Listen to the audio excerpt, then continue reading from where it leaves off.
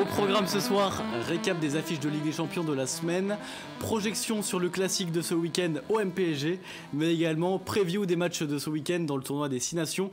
À nos côtés ce soir, Floriano, notre expert Napoli. Bonsoir Floriano. Bonsoir. Axel, notre expert rugby. Bonsoir.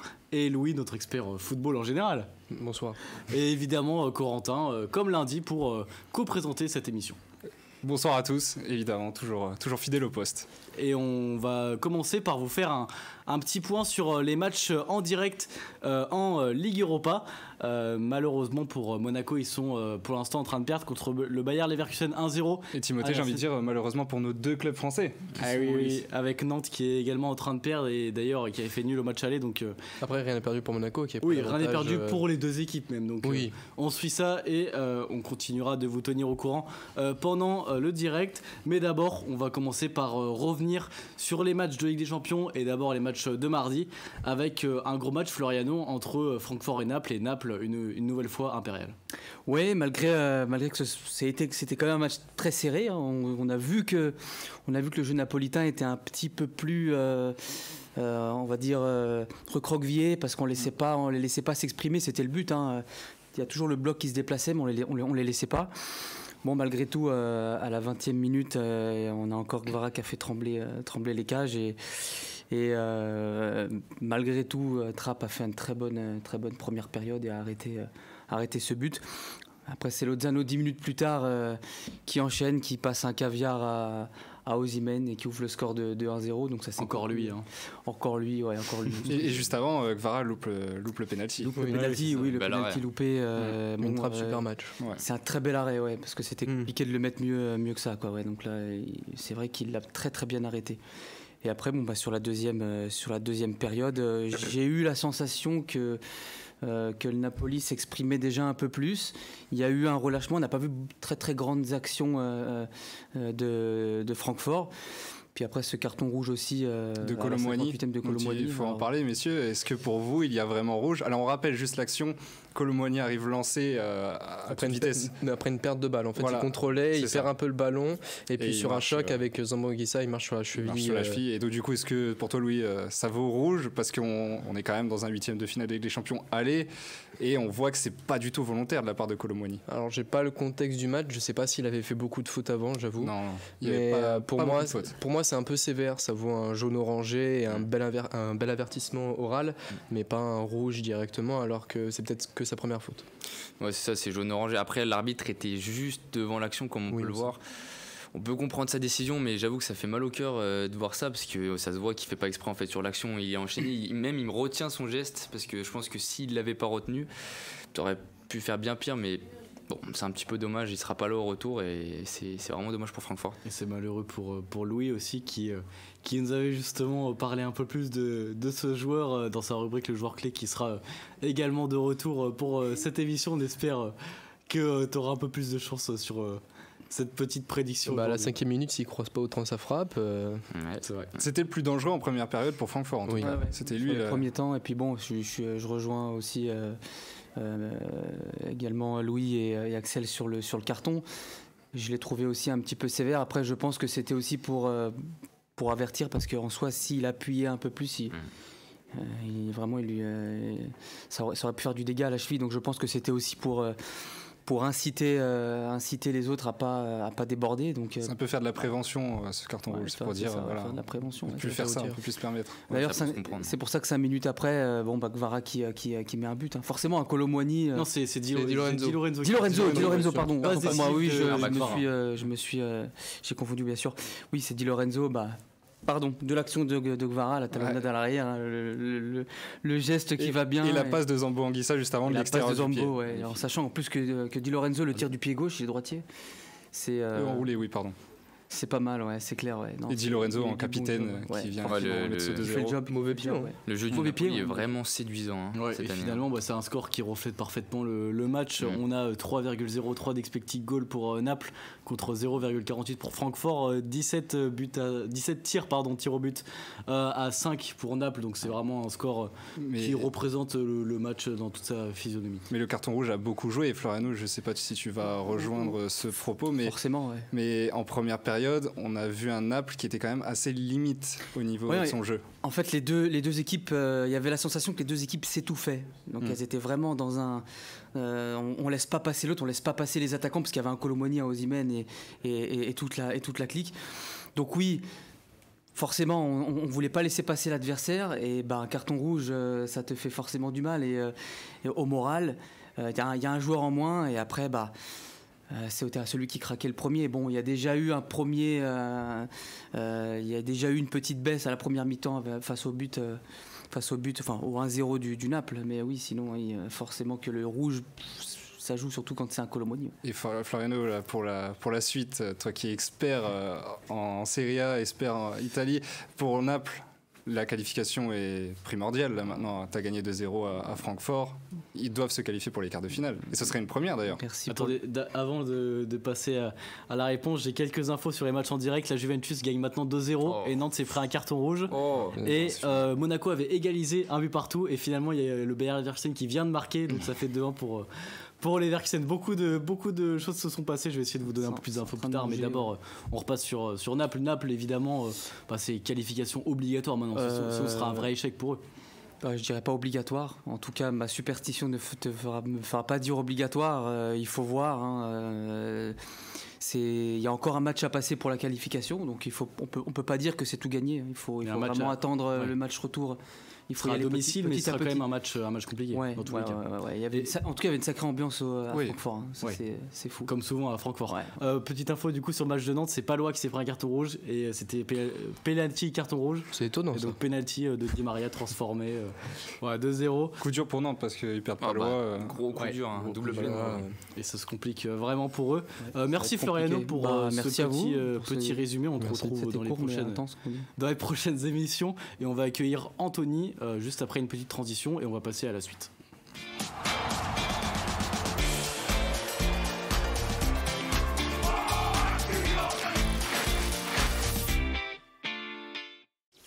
Et on accueille maintenant Anthony. Bonsoir Anthony. Bonsoir, ça va ? Ça va bien et toi ? Ça va. Alors on va passer maintenant au résumé de Liverpool-Real Madrid. On va dire que c'était le match à regarder, le match de ces huitièmes de finale. Axel, si tu peux nous faire le petit résumé. Quel match, 5-2, c'était très beau à voir, mais c'était en même temps très surprenant, avec dès les 4 premières minutes une grosse pression de Liverpool, avec un but sur une superbe passe de Nunez, de Salah, donc le but de Nunez, superbe déviation, Courtois qui peut rien faire, bel manager. Il continue à mettre la pression et puis 14e minute là, Courtois, on ne sait pas ce qu'il fait, il maîtrise pas son corps, son genou. Salah qui met la pression, peut-être la pression des supporters adverses, je ne sais pas ce qui s'est passé dans sa tête. C'est étonnant de la part de Courtois justement. Ouais, devant les cages, il doit assurer, il doit dégager, mais voilà, donc Salah qui en profite avec cette erreur de Courtois pour mettre le deuxième but. Et là, je pense qu'il y a eu un déclic dans les têtes et des Reds et des Madrilènes. Vinicius sur un super mouvement de balle avec Benzema et un super but de Vinicius, pour moi le plus beau de ce match. Et quel match de Vinicius quel match de Vinicius, et encore on n'a pas tout vu là pour l'instant. Avec une superbe frappe, Alisson ne peut rien faire, hein. Pourtant Alisson était quand même bon, peut-être quelques erreurs, on va en parler juste après, mais superbe frappe. Et puis voilà, juste après, 6-7 minutes plus tard, il égalise son compère Courtois avec une erreur. On ne sait pas pourquoi non plus, contre mauvaise passe de Bajcetic, et puis Vinicius qui cherche même pas vraiment à le contrer, il part dans l'opposé pour pas se prendre la balle dans la tête, je pense, mais voilà, Courtois, Alisson, il fait une passe dans les pieds de Vini et finalement ça atterrit dans les cages. Et là c'est un vrai turnover pour le Real Madrid. Voilà, c'est le mental, je pense qu'il en a pris un coup pour Liverpool, et puis retour de la mi-temps, superbe coup franc de Modric, et puis on ne sait pas pourquoi Militao il est tout seul au milieu de la surface, aucun Reds n'est là, et c'était en plus Alexander Arnold qui était censé le garder, qui fait un match pour moi pas catastrophique en défense mais un peu, voilà, donc Militao qui met une belle tête, forcément il est tout seul, et puis après ça ensuit avec la domination madrilène, ils reprennent complètement le contrôle du match, mais complètement, on voit plus du tout les Reds mettre un but, même voire attaquer parfois. Et Benzema, hein, comme d'habitude, qui est là pour marquer. Bon, elle est contrée, on peut dire que c'était peut-être un CSC, mais le mouvement de balle, pareil, il est bon. Le but a été accordé à Benzema. Oui, le but a été accordé à Benzema. Le mouvement de balle est bon, mais pareil, Benzema, il est tout seul. Il y a 3 Reds devant. Il n'attaque pas. Forcément, quand tu laisses un joueur d'une telle classe tirer, ça fait forcément des ravages. Et puis, à la fin, le dernier, c'est une merveille. C'est juste magnifique. Contre, belle passe de Vinicius. Et puis là, toute la classe du Ballon d'Or français. Dribble sur Alisson, pied gauche pleine lucarne, alors qu'il y avait 2 joueurs des Reds dans les cages. Bon, on peut comprendre qu'ils la mettent, mais c'était quand même pas facile non plus. Superbe dribble, mais ouais, quelle action. Et voilà, juste après, grosse domination des Madrilènes à partir de la 25e, je dirais. On n'a plus rien vu. Pourtant, on avait un petit espoir pour Liverpool, parce que quand tu commences avec 2 buts d'avance et que tu te fais écraser après... Voilà, ça résume la saison de Liverpool pour moi. Une équipe qui peut-être n'a pas beaucoup de mental et peut-être faut se renouveler.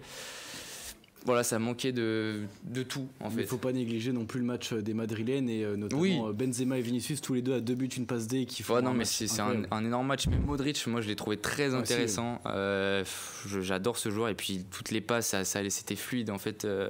Pour moi, du moment où ils ont pris le match en main, c'était fini. Et puis voilà, pour moi, là, la deuxième 8e, je vois clairement une qualification des Madrilènes. On a vu un Real, comme l'année dernière, à faire encore une remontada. Et d'ailleurs, moi, je voudrais souligner un peu la remontée du niveau de Vinicius. Quand on se souvient qu'il y a 2 ans, Benzema disait qu'il jouait contre lui et que sur la vie de sa mère, il fallait pas lui faire de la passe à Fernand Mendy. Je trouve que c'est une belle preuve de mental et d'acharnement. Et puis, il prouve vraiment que l'investissement qu'ils ont fait sur lui n'était pas anodin. C'est peut-être même le meilleur Brésilien en activité actuellement au vu de la méforme de Neymar. Nouveau match et la deuxième soirée du coup de Ligue des Champions, un peu moins attrayante que la première, mais avec 2 belles affiches quand même. Et on va commencer avec un petit résumé, Louis, de Manchester City, Leipzig ou Anthony. Moi, c'est Inter-Porto. Allez, Louis alors. On va aller se déplacer en Allemagne avec un Leipzig-Manchester City. Alors, sur le papier, on pouvait se dire que Leipzig pouvait quand même tenter quelque chose. Et puis la première mi-temps, en fait, c'est Manchester City qui a joué. Leipzig était totalement fantomatique. On les a pas vus en fait. Et voilà, ça combinait, ça jouait. Manchester City était plus agressif sur les premiers et deuxièmes ballons. Donc bien évidemment, ça va faire mouche à la 22e, au tout début du match. Gundogan qui laisse passer le ballon. Je crois que c'est Bernardo Silva qui fait la passe, si j'ai pas envie de dire de bêtises. C'est ça. Et Mahrez qui est derrière, qui suit et qui frappe assez fort et trompe le gardien allemand. Ça fait 1-0. Et puis, au retour des vestiaires, il y a l'entrée de Benjamin Ayrich. Benjamin. Et je trouve qu'il a vraiment apporté quelque chose de plus, quelque chose d'offensif que Klostermann n'apportait pas. Et il a apporté énormément de danger. Et là, tout s'est inversé. Le match a complètement changé. Première mi-temps, c'était quand même 74% de possession pour City. Et en deuxième, c'était 50-50. Donc vraiment, je sais pas si c'est ce joueur-là qui a vraiment fait toute la différence de cette équipe, mais il y a sûrement contribué. Il n'a pas fait toute la différence, mais quand tu vois que sur le côté droit, il a vraiment apporté du plus, moi, ça m'a vraiment marqué quand j'ai regardé le match. Il a fait des centres, il a même failli marquer un but, mais c'était trop croisé. Il était là offensivement et Leipzig avait besoin de lui pour se remettre dedans, parce qu'en première mi-temps, c'était pas ça. Il s'envoyait des longs ballons, et puis avec un peu de chance, Werner ou André Silva prenaient de vitesse. Mais bon, c'est pas comme ça qu'on joue au foot. Et Leipzig va pousser, et sur un corner, Gvardiol va aller plus haut que tout le monde, va un peu céder de Ruben Dias quand même, on va le dire, mais bon, il était quand même un peu au-dessus et va mettre une tête ravageuse. Et on voit Henderson sur la photo qui était très très bien positionné d'ailleurs. C'est ironique. Oui, évidemment, c'est ironique. Il était assez mal positionné sur le corner, ça fait 1-1. Et puis Leipzig qui, eux, vont faire des changements, vont essayer de maintenir ce résultat, et Pep Guardiola qui va ne faire aucun changement lors de ce match. C'est la première fois depuis 2018, si j'ai pas envie de dire de bêtises, depuis Mourinho. Aucun changement, un depuis match. Avec Manchester United. C'est assez étonnant, surtout au vu de la deuxième période où Manchester City était vraiment... je sais même pas comment on peut dire ça, mais ils étaient complètement absents de sa deuxième mi-temps. Et se faire dominer par Leipzig, certes, faut pas négliger l'équipe de Leipzig, mais pour City, c'est quand même une petite claque de se prendre un nul. Enfin, de se prendre un nul, non, de prendre un seul, enfin, même pas un seul point. De ne pas prendre une option pour le match retour. Oui. Mais après, évidemment, il y aura le match retour à l'Etihad Stadium et ça devrait s'avantager, oui. Oui, ça devrait évidemment. Je sais pas pourquoi il n'a pas fait de changement sur ce match. Il y avait peut-être une explication sur le banc. Attention. Non, du tout. Il avait un banc assez frais. Il avait du Phil Foden, il avait des jeunes, Rico Lewis qui l'a déjà lancé. Enfin, il n'a pas le banc de Lyon, donc il peut se permettre de faire des changements. Donc je vois pas pourquoi il n'y a rien eu. Petite balle perdue pour Lyon, mais il faut passer à la suite avec Anthony. Du coup, le résumé d'un Inter Porto peut-être un peu plus attrayant. Moins alléchant sur le papier, mais finalement c'est peut-être un plus moins spectaculaire comme match. Mais on peut dire que l'Inter Milan a assuré l'essentiel hier soir du coup à San Siro. Donc 1-0 pour les Nerazzurri, grâce à un but précieux de Romelu Lukaku qui était du coup en difficulté à l'Inter et avec la Belgique. L'équipe était d'abord gênée par un pressing haut de l'équipe de Porto. Donc c'était difficile de s'approcher des cages de Diogo Costa. Puis ensuite, l'Inter a accentué sa domination. Donc, comme on a dit, c'était pas un match incroyable de la part des deux équipes, mais on a quand même vu une domination plus nette des Italiens, qui sont du coup imposés logiquement à l'issue de la rencontre. Bon, d'un écart assez petit quand même, 1-0. Mais ce qui met quand même fin à l'invisibilité de Porto, qui n'avait pas perdu depuis octobre dernier. Et du coup, l'Inter doit aussi cette victoire à son gardien qui a été très bon, André Onana. Pour moi, homme du match et du coup auteur de plusieurs arrêts décisifs. C'est vrai, c'est surprenant, Porto qui pouvait accrocher finalement le nul à l'Inter et qui brise une série d'invincibilités comme tu l'as dit depuis octobre, c'est quand même assez surprenant. Oui, ils sont tombés sur un bon Onana, mais aussi les Nerazzurri sont tombés sur un très bon Diogo Costa, faut pas l'oublier. Il a été aussi très intéressant sur sa ligne, mais oui, Onana clairement les deux gardiens, c'était un match dans le match. C'était un match de gardien, exactement. Et peut-être que le carton rouge d'Otavio a aussi forcer les Interois, enfin les Interois, les Nerazzurri, les Nerazzurri, parce que le but de Lukaku vient à la 86e, c'est 8 minutes après le carton rouge, donc ça a peut-être ça a sûrement ouvert le match pour l'Inter. On va passer maintenant au débat de cette Ligue des Champions. On vous a demandé vos équipes qui étaient les plus favoris, en tout cas les mieux armées pour aller le plus loin et pour décrocher le titre en Ligue des Champions. On va commencer par toi, Axel. Qui tu vois comme équipe pour aller le plus loin? Moi, il y avait deux équipes qui sortaient du lot, c'était Naples et le Real, mais j'irais quand même sur le Real avec la performance qu'ils ont fait contre Liverpool. Bon, c'était pas forcément un grand Liverpool, mais c'était un grand Real qui a dominé dès la 25e. Mais voilà, moi, je pense que c'est une équipe qui reste un peu sur la même base que l'année dernière. Donc même équipe un petit peu, pas trop forcément de changement, mais surtout la même mentalité. Quand on voit la remontada qu'ils ont fait, bon, c'était pas une très grosse remontada, mais quand même un Benzema, bon, certes qui a pas forcément joué avec sa blessure ces derniers temps, mais qui reste quand même sur des bases de doublé encore. Donc je pense que ça peut le faire et je pense qu'ils ont tous l'expérience maintenant. Peut-être pas Camavinga, mais ils ont quand même un package assez efficace quand je pense à Courtois ou à Modric ou quoi. C'est quand même pas mal de Ligue des Champions dans le sac et je pense qu'ils peuvent encore le faire et ça serait beau d'atteindre 15. C'est un beau chiffre, 15. Donc franchement, je mise sur le Real. Et deux d'affilée avec une équipe, on sait, qui est vieillissante, mais au final, le Real arrive toujours à se recycler tout en gardant finalement ses piliers. Vieillissante, mais expérimentée, je trouve. Donc ça fait... certaines équipes, ça fait pas forcément la donne, mais là, ça a l'air de marcher quand même. Et toi, Anthony, quelle équipe tu vois aller plus loin? Pour moi, de base, il y en avait 4 qui sortaient du lot. Donc Naples et le Real, comme il a dit, mais aussi le Bayern et Manchester City. C'est l'équipe, cette dernière dont je vais parler. Donc Man City, un gros effectif. Pour moi, Guardiola, il a clairement les armes. Il a clairement une équipe pour gagner une Ligue des Champions. C'est une équipe forgée pour la LDC. Ça se voit que le coach mise tout sur la LDC parce que moi, je ressens peu d'intérêt pour la Première Ligue. Il a eu des déclarations un peu... Surtout ces déclarations qui font dire ça, oui. C'est ça, des déclarations pour l'APL et pour les coupes anglaises. Il s'en fichait un peu d'être éliminé de la FA Cup. Il me semble que c'est la FA Cup. C'est la FA Cup et il avait même dit on ne veut pas prioriser le Donc en le gros, championnat. tout ce qui est coupe anglaise et championnat, c'est pas important pour lui. Il se concentre sur la LDC. Donc malgré un match décevant à Leipzig, moi je les vois rebondir et aller assez loin. Je pense que leur bête noire, c'est le Real. S'ils tombent contre le Real, voilà, ça risque d'être difficile pour eux. Et pour moi, le gros point faible de cette équipe, c'est leur gardien, Ederson.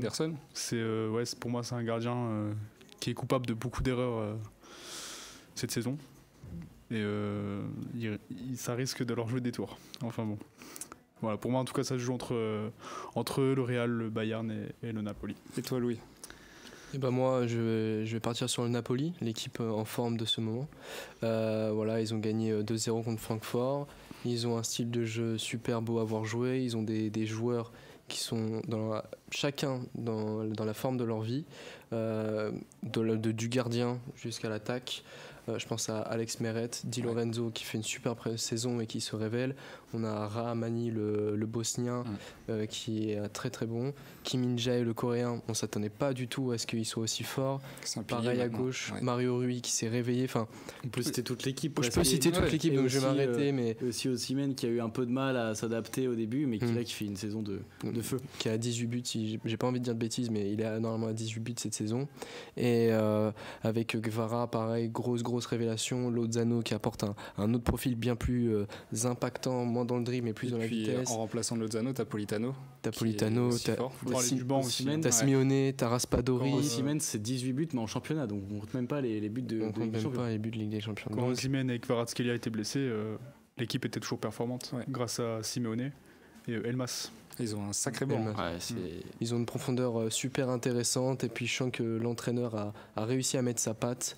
Ils ont un super stade, de super supporters et ils ont tout pour créer la surprise cette année et gagner la Ligue des Champions. On a souvent des équipes comme ça, j'ai l'impression ces dernières années en Ligue des Champions, une équipe un peu surprise. On avait Leipzig il y a 2 ans. On a eu l'Ajax avec la génération de Villarreal, comme l'a dit Villarreal, Villarreal, non mais je pense que Naples ça peut être Lyon aussi, mais c'est vrai, faut pas l'oublier. Mais moi Naples, surtout ce que j'adore, c'est leur mental. Je trouve qu'ils se donnent à chaque moment, peu importe 80e, 70e, 10e, c'est incroyable. Et contrairement à des équipes comme le Paris Saint-Germain ou Chelsea, c'est une équipe qui a un énorme collectif et qui sait jouer. C'est Jacques Thébault, rédacteur en chef de Miroir Foot, un ancien journal, qui disait que c'était le collectif qui primait et non les individualités. Si tu mets des joueurs et qu'ils ont un très bon collectif, ça marche mieux que de mettre plusieurs individualités et puis attendre que ça se fasse quelque chose. Ça se comprend, mais du coup, par contre, vous avez presque pas cité, je crois, le Bayern pour les équipes qui pourraient. Anto l'a cité quand même. Oui, rapidement. J'hésitais entre parler du Bayern ou de City, mais. Et pourquoi pas le Bayern alors? C'est compliqué. Pour moi, Nagelsmann, c'est pas un coach vraiment qui est fait pour entraîner le Bayern. Je le sens pas. Après, voilà. Mais tu veux qu'il entraîne quelle équipe? Pour moi, il est trop jeune en fait. Je sais pas. Je trouve. C'est bizarre. Il a quand même emmené Hoffenheim en Ligue des Champions. Je trouve que l'année dernière, c'est un peu le coupable d'élimination contre Villarreal, quoi. Ok. Donc, son passage est un peu mitigé. Donc voilà. Et même en championnat cette année, je suis un peu mitigé sur ce coach. Villarreal a fait le match de sa vie après. Oui. Mais oui, moi, en fait, le problème c'est que je pourrais pas mettre le Bayern parce qu'il y a Naples, il y a le Real et il y a Manchester City. Même si Manchester City, ça fait 5 ans, on dit. Oui, c'est comme le PSG et Manchester City. Mais voilà, donc je sais pas. Je suis assez d'accord. Je vais juste terminer. Je trouve que plus la saison avance, plus ils sont faibles. Voilà. Plus ils deviennent un peu plus fébriles. Pas faibles, mais fébriles. Merci Louis pour ce petit pic pour terminer. Et on va enchaîner avec un petit point maintenant sur l'Europa League. Niveau des scores, Nantes, Monaco, ça n'a pas bougé. Le Sporting est également en train de gagner contre Midtjylland actuellement. Il y a aussi PSG Séville. PSV. Bon oui, pardon, parce que PSG, je suis encore en Champions League si je dis pas de bêtises. 0-0 contre Séville. Mais le match qui nous intéresse le plus, c'est le Barça Manchester United de ce soir. Anthony, un petit avant-match du coup de ce choc. Alors, un énorme choc, une affiche de l'LDC qui se jouera du coup à Old Trafford après le match aller au Camp Nou qui a eu lieu la semaine dernière et qui s'est terminé par un score de parité 2-2. Donc un gros match, très bon match exactement. Ce qui laisse du coup tout suspense pour ce soir à Old Trafford, donc stade des Mancuniens. Mais pour le Barça, ça va être compliqué puisqu'on a des gros blessés, notamment Pedri et Ousmane Dembélé. Gavi, lui, il est suspendu parce qu'il a pris un carton jaune la semaine dernière et il ne devait pas en prendre un et maintenant il est suspendu. Donc le Barça est privé de ses 2 milieux phares, Gavi et Pedri, et de son ailier droit vedette, Ousmane Dembélé. Pour moi, la compo pour le Barça, je pense que Xavi va miser sur un 4-4-2 avec Rafinha et Lewandowski devant. Un milieu à 4, Busquets, Kessié, De Jong et Sergi Roberto. Ok. Roberto au milieu. Oui, je pense qu'il va tenter de faire ça. Un 4-4-2 en losange ou... Comment ? Un 4-4-2 en losange ou avec des ailiers ? Avec des ailiers, je pense. Ok. Mais ouais, ça m'étonnerait pas de Xavi qui tente ça. Et puis pour moi, la défense bougera pas. Pourquoi pas ? Et toi, tu vois quoi comme score pour ce match ? Tu vois Manchester United s'imposer quand même ? Supporter du Barça, j'aimerais bien que le Barça passe, mais je pense que Manchester va passer. Okay. Ouais. Et vous, Axel, Louis ? Moi, je suis un petit peu dégoûté que ça se passe maintenant le match, parce que j'aurais bien aimé voir ce match en finale. Ouais, c'est largement une affiche de finale. Ouais. Mais il paye un peu les pots cassés de l'année dernière, on va pas se mentir. Mais enfin, même cette année pour le Barça. Mais... Moi, je vois quand même Manchester United passer. Pour les pronostics, je dirais un petit 2-1. Allez. Okay. Et Louis, tu vois Manchester aussi ? Moi, je vois Manchester passer et ça va être un 3-1 pour les Mancuniens. Et vous n'avez pas évoqué un homme, Marcus Rashford, qui est tout simplement c'est lui qui me fait peur. Voilà, c'est la bête noire actuellement de toutes les équipes qu'affronte Manchester United. 4 buts. Une passe D en 5 matchs d'Europa League. D'Europa League, pardon. On n'a pas l'habitude de dire Europa League quand on parle de Manchester. Et c'est 16 buts en 17 matchs, toutes compétitions confondues, depuis le retour de la Coupe du Monde. Je sais pas si on se rend compte de... Très fort, hein. Déjà 17 matchs après le retour de la Coupe du Monde, c'est beaucoup. Ouais. Et puis il en plante quand même 16 alors qu'il a joué la Coupe du Monde. Puis on le voit dans son comportement, dans le sens où quand il marque son premier but cette saison face à Liverpool, je sais pas si vous vous le rappelez, mais il va de rage vers le poteau de corner, il prend le poteau de corner, il le jette. Oui. Et là maintenant il fait sa petite célébration comme ça, et puis voilà, c'est devenu anodin pour lui. Donc on a vraiment un homme qui a changé cette saison et qui a retrouvé sa confiance, et il fait peur. Beaucoup en maturité, je pense. Oui. Et Marcus Rashford qui sera épaulé dans ce match par un gros milieu de terrain à United, et notamment Casemiro. Louis, tu voulais revenir un peu sur ce joueur qui pourrait faire la différence ce soir. C'est le joueur clé de Louis. Oui, Casemiro, c'est mon joueur clé. Alors, il est formé à Sao Paulo au Brésil, et puis il va très vite partir à la Castilla. À la Castilla, il va faire ses petites preuves, etc. Puis l'envoyer en prêt à Porto, ce qui est un assez bon choix en soi de carrière. C'est là-bas qu'il va se révéler. Et d'ailleurs, petite info intéressante, ils avaient une option d'achat obligatoire Porto sur Casemiro de 15 millions, et ils l'ont vendu 7,5 millions au Real. Donc en fait, le prêt a coûté 7 500 000. Voilà. Donc mauvaise affaire de la part de Porto, je trouve. Contrairement à ce qu'ils savent faire d'habitude, Porto. En plus, donc voilà, c'était un peu l'info intéressante que j'avais trouvée. Mais un super joueur au Real Madrid, il a encore plus confirmé. Il était dans le milieu à 3 avec Modric, Kroos, et il avait ce rôle de point d'ancrage devant la défense. Il est très très agressif sur le porteur du ballon, très intéressant, très intelligent dans l'anticipation du ballon, et puis au niveau des passes, c'est quelqu'un de très très fort. Il est complet partout, que ce soit offensivement, on l'a même vu avec le Brésil au Mondial, il a marqué un but. Il a vraiment apporté quelque chose de nouveau avec Manchester United. Quand il est arrivé, on voit vraiment un nouveau Man United. Je sais pas si moi ça m'a vraiment marqué en fait cette arrivée, et il apporte ses 5 LDC avec lui, donc il a une énorme expérience, et je pense qu'il peut faire la différence parce que il l'a cité, mais il n'y a pas Pedri et Gavi. Donc défensivement, il va avoir beaucoup moins de responsabilités, et je pense qu'il va un peu plus se projeter et du coup avoir un peu plus ce rôle offensif et faire un peu plus mal au Barça. C'est sûr, c'est un joueur d'expérience, et il a l'habitude des gros matchs il a disputé plusieurs finales de Ligue des Champions, comme tu l'as dit, et évidemment, c'est pas un petit Barça en 8e, même en 16e d'Europa League qui va lui faire peur. Non, du tout. Oui, et puis il fait partie de l'équipe de rêve et de l'équipe un peu des imbattables, des invincibles du Real Madrid de cette dernière décennie. Il faut pas l'oublier. Je pense qu'il y a aussi une petite connexion avec Fred qui marche bien à Manu, parce que Fred aussi est bon, moi je trouve. J'aime bien ce style de joueur. Donc je pense qu'il y a une sorte de petit lien là qui ravive ce milieu, mais non, franchement, comme tu l'as bien dit, il a vraiment apporté quelque chose de nouveau à Manu. Et même avec Bruno Fernandes dans son terrain. Même Bruno. Non, mais il est bon avec tout le monde. Il est très polyvalent, il est super intelligent. Là, comme tu dis, il a une bonne relation avec Fred, mais il en a aussi une bonne avec Eriksen. Peut-être Sabitzer qui va être aligné ce soir. Enfin, il arrive à s'adapter à tout le monde et à mettre des pansements, on va dire, sur les défauts des équipes.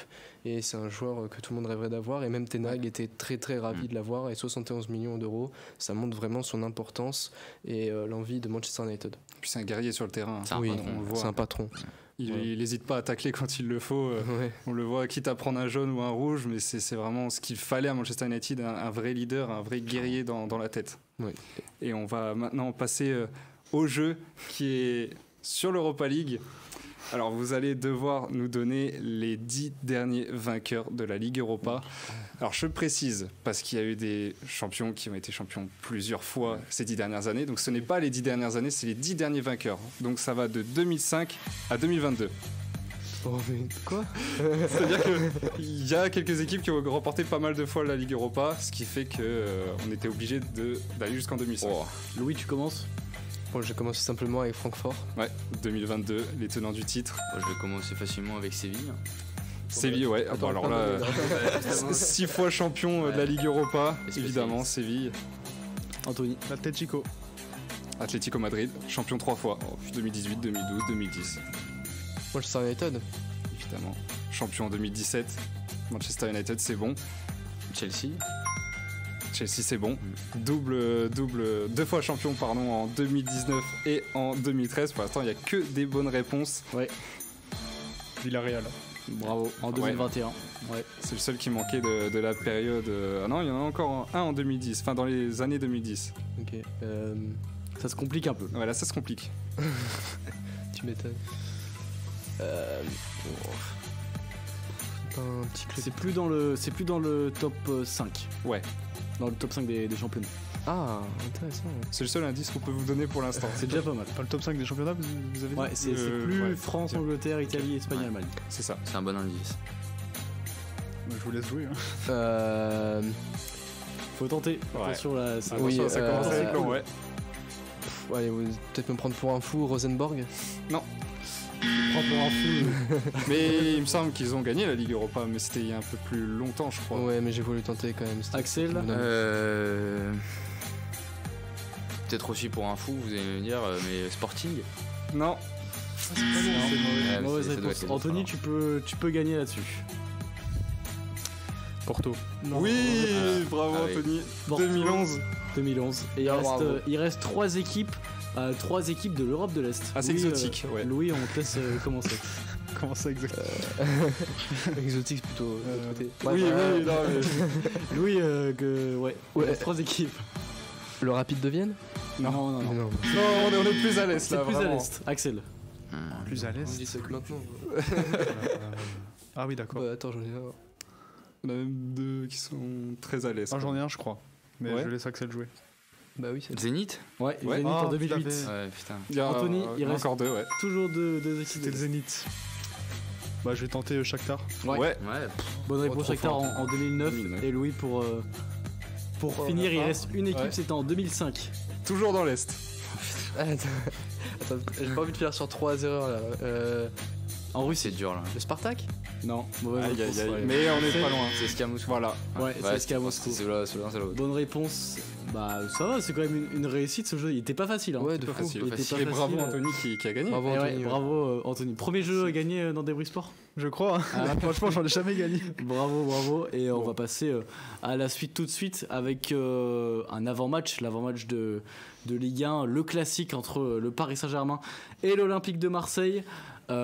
Paris Saint-Germain qui est dans une période très compliquée et qui s'était incliné il y a quelques semaines contre l'OM au Vélodrome, sera encore au Vélodrome et ça s'annonce d'être un choc assez énorme. Louis, peut-être pour commencer les pronos, peut-être un avis un peu sur ce match. Vos attentes, ouais. Un match qui va être super intéressant pour la suite du championnat, peut-être un match déjà décisif, quand on sait que si Marseille gagne, ils reviennent à 2 points, et que si Paris du coup gagne, ils reviennent à 8 points. C'est mathématique. Enfin, il part, pardon, il garde de 8 points. 8 points d'avance, ouais, sûr. Et quand on voit l'état de forme de Paris et Marseille, et quand on voit le résultat qu'il y a eu à la Coupe de France, on n'a pas de certitude, contrairement aux autres années où on se disait bon bah le PSG va gagner sans sans difficulté. Et là vraiment, c'est une affiche qui est alléchante et qui nous donne envie de rester devant notre télé ce dimanche soir. Petit point classement, Paris Saint-Germain à 57 points, devant Marseille 52, et sur le podium, Monaco à 50 points. D'ailleurs, Monaco, qu'est-ce que ça donne ? Il y a toujours 2-1 pour le Bayer Leverkusen. Pour l'instant, ce serait les prolongations du coup entre les deux équipes. Mais oui, Marseille, comme tu as dit, pourrait revenir à 2 points et pourrait réellement jouer le titre contre une équipe de Paris qui est en grande difficulté. Et justement, c'est un peu le débat du jour.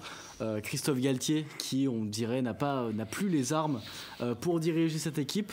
Est-ce que vous pensez tous les trois que Christophe Galtier doit rester à la tête du Paris Saint-Germain ? Anthony, je te laisse commencer. Christophe Galtier, c'est un très bon entraîneur de Ligue 1.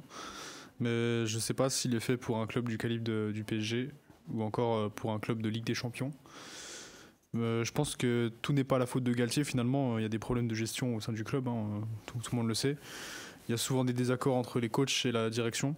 Donc on a l'impression que personne n'est fait pour entraîner le PSG, mais du coup, je pense que le problème est ailleurs.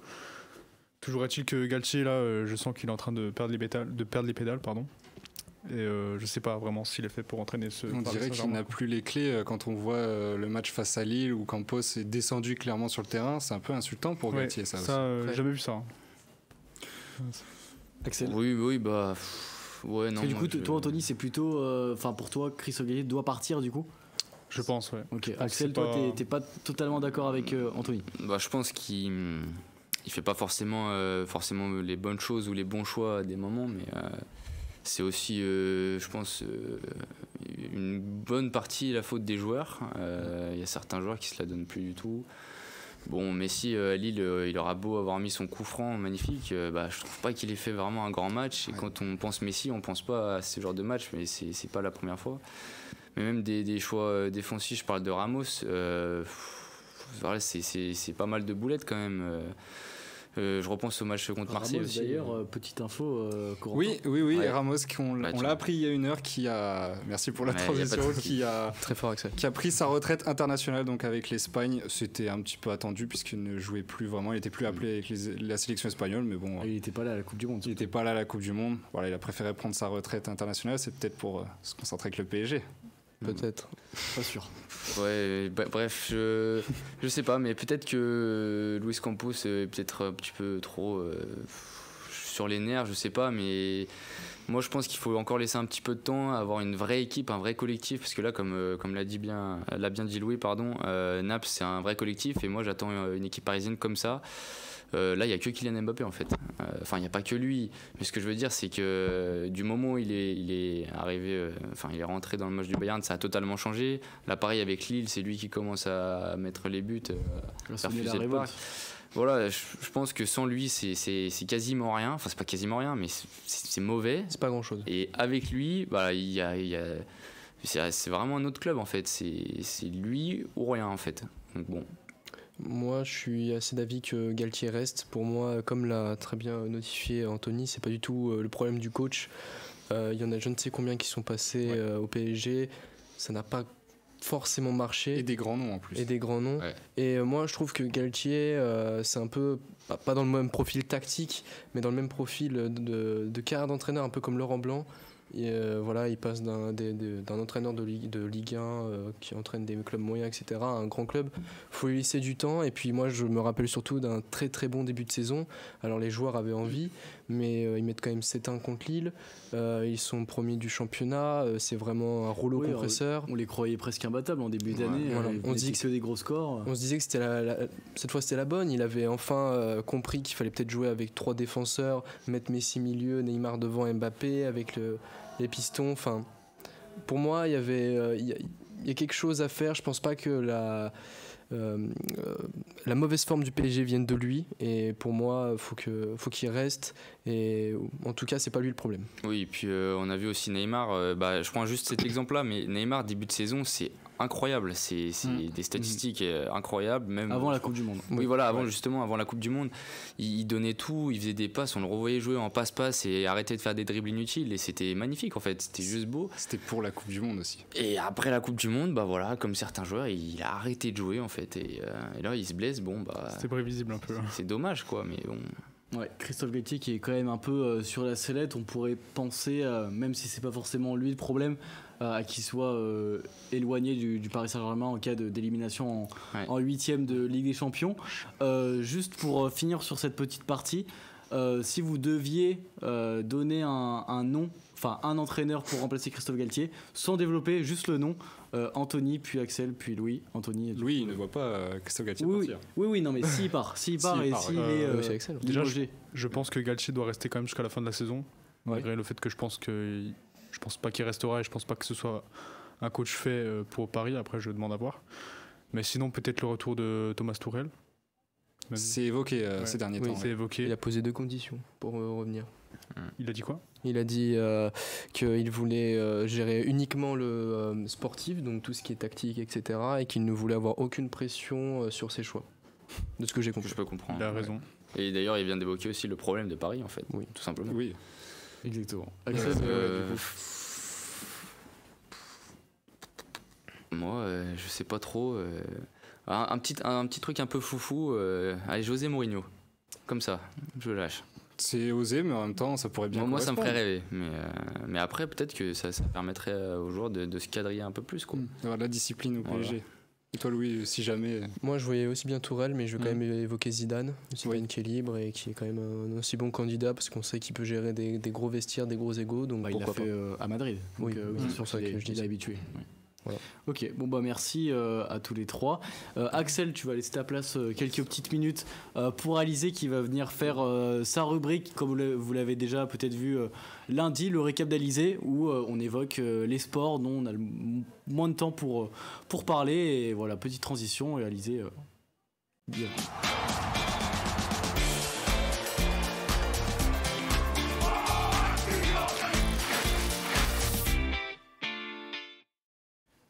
Bonsoir Alizé et à ton tour maintenant de présenter ta rubrique.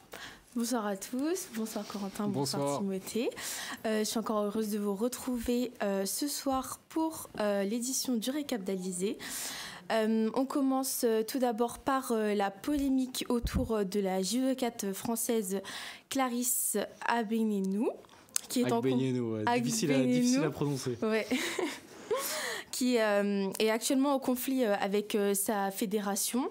En effet, vendredi dernier, la judokate a décidé de participer au Grand Siam de Tel Aviv avec une tenue de la marque Mizuno. Mais les athlètes qui représentent la France sont obligés de porter en fait des kimonos de la marque Adidas avec qui la fédération est en partenariat. Et la judokate s'est justifiée en expliquant qu'elle n'avait pas combattu avec un kimono Adidas depuis maintenant 5 ans et qu'elle préférait donc concourir avec un kimono qu'elle connaissait. Et la marque Mizuno a été remplacée par Adidas en 2021, juste avant son congé maternité. Et cette décision n'a pas du tout plu à la fédération. Clarisse Agbenienou a donc été privée d'entraîneur pour la compétition en Israël. Et depuis, cette décision a fait énormément polémique, notamment car le judoka Teddy Riner, lui, a eu l'autorisation de disputer des compétitions avec des kimonos de sa propre marque, Fight Art. Et l'entourage de la judokate a aussi affirmé que Clarisse n'avait jamais reçu le nouveau kimono de la part d'Adidas. Ouais, pour rebondir un peu là-dessus, moi je trouve que c'est quand même inquiétant de voir une nouvelle comme ça avec Clarisse Agbenienou quand même médaillée d'or aux derniers Jeux Olympiques à l'approche des JO de Paris 2024. Franchement, d'ailleurs on y reviendra un peu plus tard. C'est inquiétant et moi je trouve que c'est n'importe quoi. Après c'est une affaire de sponsor, de marque, on connaît on sait ce que ça donne dans le sport de haut niveau, que ce soit football la réaction de la réaction de la fédération de lui supprimer son entraîneur, alors qu'elle dit d'avoir même pas reçu le kimono de la marque Adidas, vraiment c'est un peu dommage je trouve. Toujours dans les sports de combat, tu voulais faire aussi un petit point sur la boxe et des gros combats à venir réaliser. C'est ça. Donc le 11 mars au Zénith de Paris, Thomas Ford affrontera l'anglais Dan Aziz pour le titre européen vacant des mi-lourds. Dans le combat vedette de la soirée, Tony Yoka effectuera sa rentrée face à Carlos Takam. Côté cyclisme, Bernard Hinault, l'ancien coureur cycliste français, a affirmé ne pas être optimiste concernant les chances du double champion du monde tricolore Julian Alaphilippe de briller sur un grand tour. Les objectifs du coureur étaient clairs, mais suite à l'absence de Remco Evenepoel, j'espère que je l'ai bien Evenepoel, ok, engagé sur le Giro italien, Julian Alaphilippe devait tenir le rôle de leader en juillet prochain sur la grande boucle. Il ne visera encore rien d'autre que des victoires d'étape. Le jour de ses 25 ans, Heiner Rubio de Movistar a signé sa première victoire chez les professionnels lors de la 3e étape de l'UAE Tour. Ce mercredi 22 février, au jeu des bonifications, Remco Evenepoel chipe le maillot rouge de leader à Luc Plapp et voilà. Donc après un sprint remporté par Tim Merlier et une victoire de Soudal Quick-Step sur le contre-la-montre par équipe, le Colombien Heiner Rubio s'est imposé sur cette 3e étape de l'UAE Tour. Le jour de ses 25 ans, il signe sa première victoire en World Tour. Parti à 10 km de la ligne d'arrivée, il a parfaitement géré son effort pour s'imposer assez tranquillement. Et je voudrais juste revenir sur le Tour de l'UAE. On a eu une grosse étape et un gros sprint à l'arrivée de la première étape de ce Tour, donc c'était lundi, où on voit à l'image Tim Merlier et Caleb Ewan qui jettent le vélo à la dernière minute. Et je ne sais pas si on peut avoir la photo finish en régie. On voit que ça se joue à même pas un boyau. Et les commissaires ont dit que c'était Tim Merlier qui avait gagné, donc celui qui se trouve en bas de la photo. Mais en vérité, ça se voit largement. C'est ironique évidemment parce qu'on ne voit absolument rien. Ils ont mis 10 minutes à savoir qui était le vainqueur. Ils ont mesuré et ils ont dû vraiment aller jusqu'au détail et on ne sait même pas si c'est vrai en fait, si c'est vraiment Tim Merlier qui a gagné. A priori, il me semblerait que oui, et encore, à l'œil nu en tout cas ça ne se voit pas du tout. Et voilà, c'était juste pour faire un petit rebondissement sur ce Tour de l'UAE qui a commencé depuis lundi. Ouais, et aussi Alizé, petit point sur le tennis cette semaine avec un gros tournoi notamment féminin à Dubaï. Oui. Alors, sur le court de tennis de Dubaï, Caroline Garcia a été éliminée dès son entrée en lice par la numéro 23e mondiale Madison Keys. Maria Sakkari et Daria Kasatkina sont tombées également. Caroline Garcia a beau être numéro 5 mondiale et exemptée de premier tour à Dubaï, elle n'a pas été épargnée par le sort en devant affronter Madison Keys qui menait 3-1 dans leur confrontation et à qui elle n'avait plus pris un set depuis avril 2014. Et la Lyonnaise a une nouvelle fois été abattue par l'Américaine sans pouvoir remporter une manche. Qui s'est imposé 7-5, 6-4 en 1h48 et verra donc les huitièmes de finale contre Amanda Anisimova ou Victoria Azarenka. Garcia n'en est pas à sa première défaite de l'année, notamment avec les huitièmes de finale à l'Open d'Australie, les quarts à Adélaïde et à Doha, la finale à Lyon. Et Caroline Garcia n'a pas réussi un grand match à l'image de son service qui était défaillant ce mardi, alors que d'habitude il fait sa force. Ouais, c'est sûr, c'est un peu dommage pour Caroline Garcia, pour un tournoi de cette ampleur qui rapporte énormément de points en cas de victoire ou en cas de finale par exemple. Petit point du coup sur l'évolution de la compétition. Madison Keys qui l'avait battu en 8e s'est incliné en quart contre Coco Gauff. Et du coup on a les affiches des demi-finales comme toujours. Iga Swiatek qui sera là et qui enchaîne. Elle a encore fait des victoires 6-0, 6-1, presque tous les sets depuis le début du tournoi et qui affrontera du coup l'américaine Coco Gauff qui est 6e au classement WTA. De l'autre côté, c'est encore une américaine, Jessica Pegula, numéro 3 mondiale, qui affrontera Krejcikova qui a battu Sabalenka, celle qui avait gagné l'Open d'Australie plus tôt dans la journée. Donc c'est un peu la surprise de ces demi-finales. On passe au golf, Alizé. Oui. Alors, côté golf, le retour officiel sur les greens de Tiger Woods. Après 7 mois d'absence, ça a pris une étrange tournure. À peine de retour aux affaires, Tiger Woods a dérapé jeudi dans le cadre du Genesis Invitational près de Los Angeles. Le golfeur américain a glissé dans les mains de Justin Thomas un tampon hygiénique pour le déstabiliser. Un geste qui a plutôt amusé son homologue, mais pas l'opinion publique. Notamment la chroniqueuse de USA Today, Christine Brennan, qui se serait indignée en reprochant au champion son immaturité. Elle a dit, je cite, « Le message de Woods à Thomas était évident, c'est la ligne de conduite des garçons idiots et souvent peu sur d'eux depuis des générations, le fameux « tu joues comme une fille ». Donc voilà. Un peu limite de la part de Tiger Woods. Et maintenant un petit point aussi sur Stéphanie Frappart. Exactement.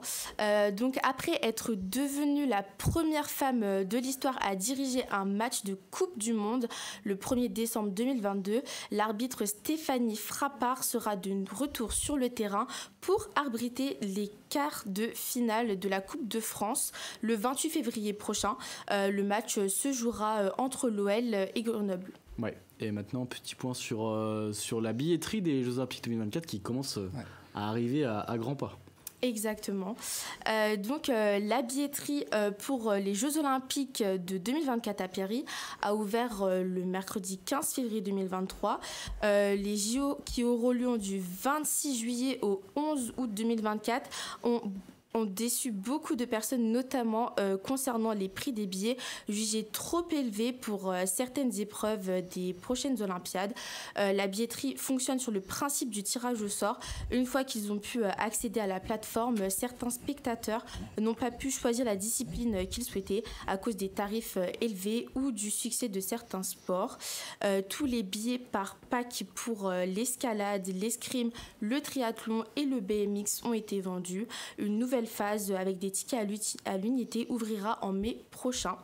Et cependant, plusieurs disciplines seront accessibles gratuitement. Bonne nouvelle, hein. Donc voici lesquelles. Excusez-moi. La voile déjà ? Oui, c'est ça, la voile, qui se déroulera à la Marina de Marseille et celle de surf, basée à Tahiti. Il faudra payer les billets d'avion quand même pour aller à Tahiti. Oui. C'est vrai, c'est pas gratuit. Voilà. Donc, ce sera accessible gratuitement. Le marathon, la marche, le cyclisme sur route, contre-la-montre et épreuves en ligne, aviron, la nage en eau libre et le triathlon. Toutes ces épreuves se dérouleront dans la capitale ou dans ses environs. Et à noter que le marathon, ceux qui veulent assister à l'arrivée aux premières loges situées aux Invalides devront tout de même mettre la main au porte-monnaie. Deux tarifs sont proposés, 24 et 48 €. Enfin, pour l'organisation des Jeux, ils proposent des places debout qui n'entrent pas dans la grille tarifaire.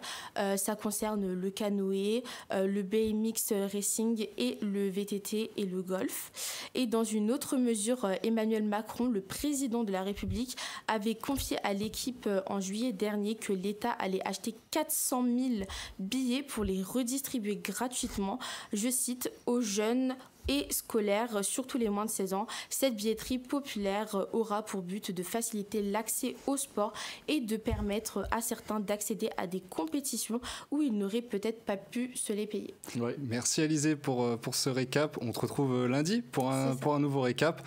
On va maintenant accueillir, accueillir Axel et Bastien, qui est d'habitude à la régie, pour nous parler d'un sport, même de l'e-sport, qu'on n'a jamais parlé dans cette émission. Petite transition.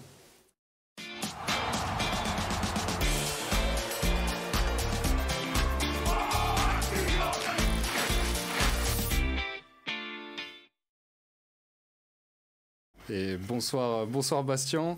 On va donc évoquer l'e-sport. Je vous laisse, messieurs, commencer. Bonsoir Corentin, bonsoir Timothée. Tout d'abord, j'aimerais simplement définir l'e-sport pour le plus grand nombre, qui je pense n'a... Un peu un e-sport pour les nuls, parce que c'est sûr que c'est compliqué à comprendre. Je pense que le plus grand nombre n'a absolument aucune idée de ce que c'est. Et il s'agit simplement de toute la compétition qui a lieu sur les jeux vidéo en général. Et c'est quelque chose qui prend de plus en plus d'ampleur ces dernières années, notamment sur quelques jeux majeurs. Donc je vais en citer quelques-uns. League of Legends, qui est la plus grosse scène dans le monde. Rocket League. Fortnite, forcément, qui avait beaucoup explosé il y a quelques années. Valorant ou Super Smash Bros par exemple. Donc si on a voulu parler d'e-sport aujourd'hui, c'est parce qu'il y a une semaine, jour pour jour, se tenait un événement majeur pour l'e-sport en France, à Boulogne-Billancourt. Ça s'appelle les LFL CIC Days, donc sponsorisé par la banque CIC. Oui. Et il s'agit de la réunion des 10 meilleures équipes françaises sur League of Legends pour une soirée sur scène devant près de 7000 spectateurs à la scène musicale. Donc cet événement montre une volonté de la France de se positionner comme un des acteurs majeurs du secteur. Et c'est un peu le sujet qu'on voulait aborder ce soir, c'est est-ce que la France pourrait se positionner en tant que capitale européenne de l'e-sport ? Donc c'est un peu la question à laquelle on va essayer de répondre ce soir. Et tout ça, ça date pas d'hier. Donc on avait déjà vu un message d'Emmanuel Macron annonçant la tenue de compétitions e-sport en France l'été dernier, mais aussi des compétitions d'une ampleur exceptionnelle en Europe, comme à Lyon. Donc les 2 et 3 juillet dernier avec le Colossal, donc le plus gros tournoi de l'histoire de l'Europe sur le jeu Super Smash Bros, qui a réuni un nombre astronomique de participants, 1024, comme on peut le voir derrière. Il y avait des spectateurs ou il y avait des... Justement, ça se tenait dans les locaux d'une école, ce qui est quelque chose d'un peu particulier, avec des spectateurs venus des 4 coins du monde et surtout des participants venus des régions majeures de ce jeu. Mais comment ils ont fait pour transporter tout le matériel ? Enfin, est-ce que les 1024 participants étaient au même endroit au même moment ou c'était Les 1024 étaient dans les locaux d'Epitech, donc dans le 7e arrondissement de Lyon. Ouais. Ils avaient privatisé toute l'école, c'était un événement assez incroyable. Et le fonctionnement de ce genre de tournoi au niveau du matériel, c'est que les participants vont venir avec leur console, leur jeu, de manière à faire vivre la scène. Donc c'est un peu collaboratif. Et c'est une certaine implication de la communauté pour faire vivre leur passion. Et ce tournoi a rassemblé donc 1024 participants venus des 4 coins du monde, notamment des régions majeures. Donc on a pu voir des joueurs venus du Mexique, des États-Unis et du Japon, par exemple. D'accord. Donc, voilà. Et l'e-sport en France, il voit aussi plus grand à l'avenir. Donc comme pour l'été prochain, où de grosses annonces ont été effectuées récemment, avec notamment la tenue de la grande finale du League European Championship, le LEC, donc la plus grosse scène européenne sur League of Legends, qui va se tenir en août prochain à Montpellier. Alors ça paraît peut-être léger quand on sait ça, mais il faut savoir que la scène e-sport sur League of Legends, c'est la plus développée, et que le pic d'audience lors de la finale des championnats du monde en 2022, qui s'est tenue en novembre dernier, a égalé celui de la Coupe du monde de football, avec 23 millions de spectateurs en direct, en comptant forcément un gros nombre de spectateurs en Chine. C'était 23 millions de téléspectateurs en France pour le... Non, dans le monde. Dans le monde ? Dans le monde. Ça me paraît rien. Justement, c'est un pic d'audience à 23 millions. Et ok, d'accord. Bon, okay. 23 millions de téléspectateurs en simultané. Hein. Ah oui, ok, en simultané. Le pic en simultané était le même. Okay. C'est ça qui est assez incroyable. Ouais, impressionnant, ouais. Et du coup, la finale de championnat européen en France, c'est un pas de géant pour l'e-sport français. Mais il faut aussi savoir que l'e-sport a tendance à s'inspirer des sports traditionnels, notamment par des structures fortes et ayant chacune leurs supporters. Mais ça, je vais laisser Axel en parler. Alors moi je vais surtout parler des 3 principales structures avec la Carmine Corp, donc fondée comme vous le savez tous certainement par Kameto et d'autres collaborateurs, mais je ne les cite pas. Vitality et bien sûr Solari. Moi je vais vous parler surtout d'un jeu où ces 3 structures-là elles dominent l'Europe et voire le monde. Surtout la Carmine Corp et Vitality, c'est Rocket League. Parce que Rocket League c'est un jeu où en globalité les Français dominent tout simplement, avec notamment un joueur français qui est 3 fois champion du monde qui s'appelle K-Dop. Donc voilà, c'est juste un exploit. Et puis il y en a d'autres qui ont un titre de champion du monde, notamment une équipe cette année même, donc en juin. BDS, donc ça c'est une structure suisse, mais c'est 3 joueurs français qui jouent dans cette structure et ils ont fini champion du monde après avoir gagné quasiment tous les événements majeurs de l'année. Donc la Carmine Corp cette année, c'est une équipe qui est nouvelle un petit peu, ça fait 2 ans seulement qu'ils sont sur la scène Rocket League, mais cette année c'est juste la meilleure équipe européenne et la meilleure équipe ex-aequo mondiale.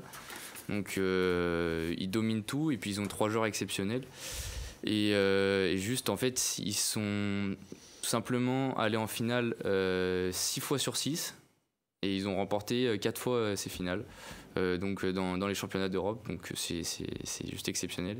Et puis maintenant je vais vous parler plus de Vitality, donc d'un joueur en particulier qui s'appelle Zen. Ce joueur-là, en fait, c'est une histoire un petit peu particulière parce qu'il est ban du jeu, donc des RLCS, donc de la compétition majeure, justement depuis ses 13 ans. Alors il était déjà si bon à 13 ans qu'il faisait déjà un tournoi, mais sous le nom d'un autre joueur. En fait, il n'avait pas le droit parce que l'âge, il est à 15 ans. Et en fait, il a été banni du jeu. Donc, à partir de ses 15 ans, 1 an. Donc, en fait, il a été débanni il y a une semaine lors de son 16e anniversaire. Et ce joueur, en fait, c'est considéré depuis qu'il a 14 ans, 13 ans, comme le meilleur joueur du monde, alors qu'il n'est même pas dans la compétition elle-même. Et en fait, il a été recruté chez Vitality cette année, alors qu'il était toujours banni. Mais ils sont 4 joueurs. Et Rocket League, c'est un jeu qui se joue à 3. Donc forcément, un joueur comme ça, qui est considéré comme le meilleur joueur du monde, ne peut pas être sur le banc, entre guillemets. Et le seul problème, c'est que Vitality actuellement, c'est la 3e meilleure équipe européenne. Donc est-ce que tout changer une équipe qui est là depuis 1 an et qui gagne tout, pas comme la Carmine Corp, mais qui gagne quasiment tout, pour un joueur d'une telle envergure, on ne sait pas ce que ça va donner. Mais ça risque de trembler parce que voilà, ce genre-là, même les Américains qui pourtant ont une grande rivalité avec l'Europe et plus particulièrement la France, le considèrent comme le meilleur joueur du monde, même meilleur que ses propres joueurs. Donc c'est pour vous dire un peu l'ampleur du joueur. Ça fait un peu penser à Wembanyama au Exactement, basket, qui est également français. D'ailleurs, il est en train de jouer en ce moment contre la République tchèque. C'est une victoire pour l'instant, 47-43 pour la France. Et il a d'ailleurs marqué 17 points pour 13 rebonds. Voilà, des stats impressionnantes. Et on va conclure cette émission. Merci Bastien d'être venu, d'avoir parlé un peu de l'e-sport. C'était très intéressant. Et on retrouve Louis pour... ou peut-être on va juste finir avec Axel et un petit point sur le rugby. Rapide parce que l'avant-match des je vous fais un point très rapide. C'est dimanche 16h France-Écosse qui joue donc pour le Lode Alliance avant le tournoi de destination. Donc Lode Alliance, c'est juste un trophée qui rend hommage aux Français et Écossais joueurs de rugby morts pendant la Première Guerre mondiale. Donc voilà, donc après c'est pour le tournoi de destination. L'Écosse qui a fait 2/2, la France 1/2 pour les matchs. L'Écosse qui est dans une très très grande forme actuellement, avec des joueurs qui performent comme Finn Russell ou Van der Weer. Donc voilà, pour l'instant je mise pas trop sur la France. Je fais très rapidement, mais je vois quelques changements dans l'équipe de France, comme François Cross, il me semble qu'il va jouer, même peut-être Danty qui fera son retour. Donc je mise pas trop sur la France parce que l'Écosse est séduisante et surtout très très forte et très efficace. C'est au Stade de France aussi. C'est au Stade de France forcément, mais voilà, je vois pas forcément l'équipe de France s'imposer. Après on verra, mais l'Écosse pour moi c'est contender au tournoi de destination cette année contre l'Irlande. Donc voilà. C'est peut-être un match pour la 2e place. Ouais, un match peut-être pour la 2e place, même si forcément il y a l'Angleterre qui jouera contre l'Italie, ou l'Angleterre contre le Pays de Galles il me semble, et l'Italie contre... C'est ça, contre l'Irlande. Ouais, contre l'Irlande, ça. Donc il y a peut-être l'Angleterre qui peut rivaliser aussi pour la 2e place, mais moi je vois plus un top 3 France, Irlande et Écosse, et je pense que ce match peut nous faire vivre des grandes émotions. Bien, merci Axel pour ce dernier point de l'émission sur le tournoi destination. Merci à tous d'avoir regardé ce live. Merci aux chroniqueurs ainsi qu'à la régie, comme toujours, d'avoir assuré cette émission aujourd'hui. Mais avant de conclure, je voudrais te souhaiter un joyeux anniversaire, Timothée. Ça y est, c'est le jour J. Ah oui, merci, ça fait plaisir et c'est un plaisir de vivre ça avec vous en direct. Joyeux anniversaire, Tim. Merci. Encore un joyeux anniversaire, Timothée. Et on va donc conclure cette émission. N'hésitez surtout pas à vous abonner sur nos réseaux, donc TikTok, Instagram, YouTube, et pour YouTube pour la rediffusion. On se retrouve comme prévu lundi prochain à 18h, et sur ce, bonne soirée et portez-vous bien. Bonne soirée à tous. Bonne soirée.